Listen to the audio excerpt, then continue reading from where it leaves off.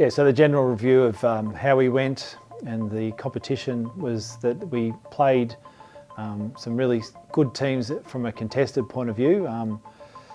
Some of the teams early on played less AFLW players, but it meant that the games were probably a little bit more contested. So I don't actually mind that from a perspective of bash and crash and being able to find out who can compete. Probably slightly disappointing that we didn't play against more W players early on, but then what it did allow us to do is to look at other players playing for other teams as well and seeing who can play against W players. So there's a sort of a double-edged sword there as well. But look, I think we got a lot out of it and really beneficial for us.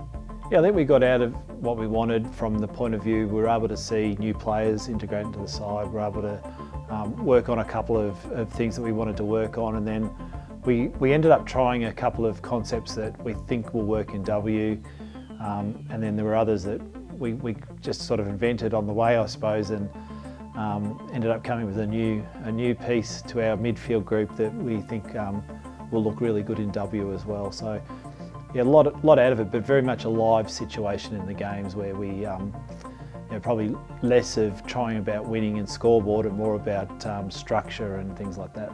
Yeah, we're able to integrate new players into the team and have a look at them, and I think they bring a bit of flair. It's interesting, and as the competition evolves, you actually see that the players coming in now can kick both feet, bit better game sense, and then physically actually better prepared for W, which is really nice. And what it did allow us to do is have a look at them against big bodies. And when we played Collingwood on the weekend that played a lot of AFLW players, it was great to see that they were able to maintain that physicality and contest work. So we got a lot out of it from that point of view.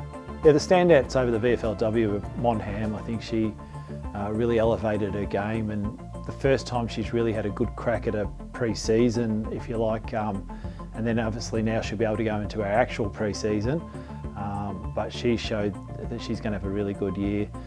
And I think just seeing the back end of Ellie Morford, it shows how much we missed her earlier on, at the end of last season with the finals, and she made an impact straight away when she came back. And then you've got the Sarah Grundon, she put her hand up for selection in round 1 of W by just playing great footy and the class to get out of trouble. So they're probably the ones that stood out to me in the VFLW. Yeah, the new players, new draftees really fitted in really well.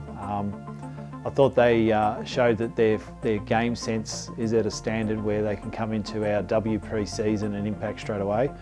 I like the way that Lara plays down back, and she's just got a little bit of composure, and you can see why she was a leader at Oakley Chargers. And yeah, she stepped in nicely. Kiara Hillier from Brisbane off halfback with some nice rebounding, which was really good. And I think you look at Holly Cooper, an academy product, and she's just so strong at the contest and the speed, and so they're probably a few of the newer ones that I think are going to step into pre-season. Of course, now the trick is that the intensity of a W pre-season goes up. There's an extra 2 training sessions a week.